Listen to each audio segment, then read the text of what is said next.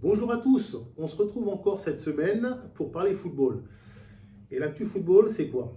C'est les Coupes d'Europe notamment, et c'est ce match décisif qui se profile en Liga entre qui? Entre le Barça et le Real Madrid. Donc déjà, on doit féliciter, et c'est toujours comme ça, les équipes qui se sont qualifiées pour cette finale. Alors on félicite le PSG, on félicite l'Inter en Ligue des Champions, on félicite aussi les deux équipes anglaises, United et Tottenham, et on félicite aussi Chelsea et le Betis pour avoir des finales passionnantes.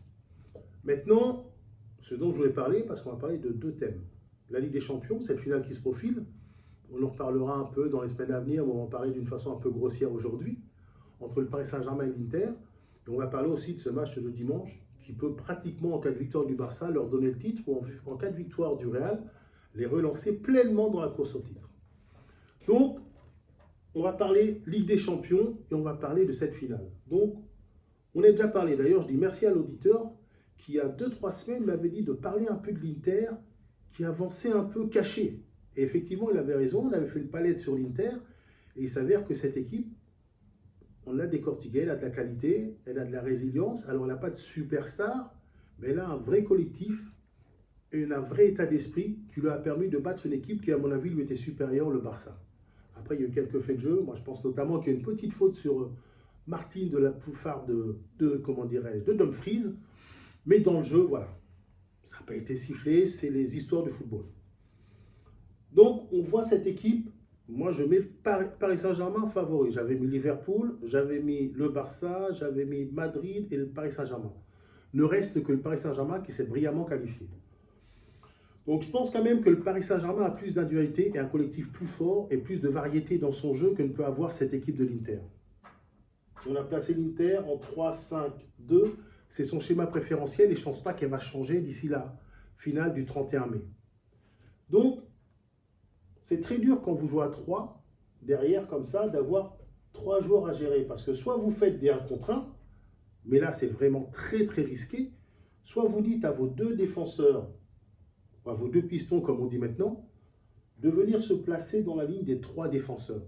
Donc, ça veut dire que là, pratiquement, vous monopolisez 5 joueurs pour 3 adversaires. Ça veut dire que, si vous calculez bien, dans d'autres parties de terrain, le Paris Saint-Germain aura véritablement la supériorité numérique. Et quand on fait du foot et qu'on attaque, qu'est-ce qu'on cherche?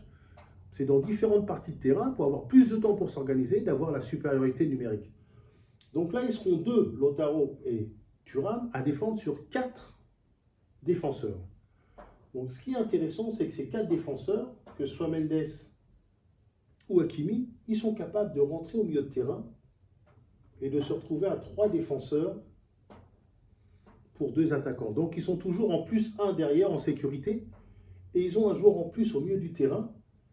Et là, Bastoni, Di Marco vont défendre sur ce côté-là, sur Désiré Doué, je pense que ce sera lui. Donc, ça donnera des supériorités numériques à Hakimi qui viendra, soit dans l'axe et qui laissera le milieu de terrain ici. Donc, ce sera un peu comme lors de la deuxième mi-temps contre le Barça, injouable pour les milieux de terrain de l'Inter pour récupérer le ballon. Et ce sera la même chose sur le côté gauche, c'est-à-dire que Bissek aura un œil ici pour couvrir l'intérieur, mais il sera aussi sur le joueur qui sera excentré, et Dumfries, il viendra aussi près de ces 3 défenseurs. Donc, et c'est pour ça d'ailleurs, il m'a surpris que Martins a fait un très bon match. Ça n'était pas le cas auparavant, parce que Dumfries, ayant joué très bas, à chaque fois, ça a donné beaucoup de tranquillité à Martins pour pouvoir s'engager et pour pouvoir centrer. D'ailleurs, il a mis 2 centres qui sont avérés décisifs. Donc ça aussi, ce sera à prendre en compte pour les Saint-Germain parce qu'on sait que Mendes est capable de s'engager, d'avoir beaucoup de vitalité. Donc voilà, il y aura peut-être des choses à jouer sur le côté. Soit Dumfries viendra très haut et laissera Bissek en 1 contre 1, mais là ce sera très risqué avec Kvaratskhelia.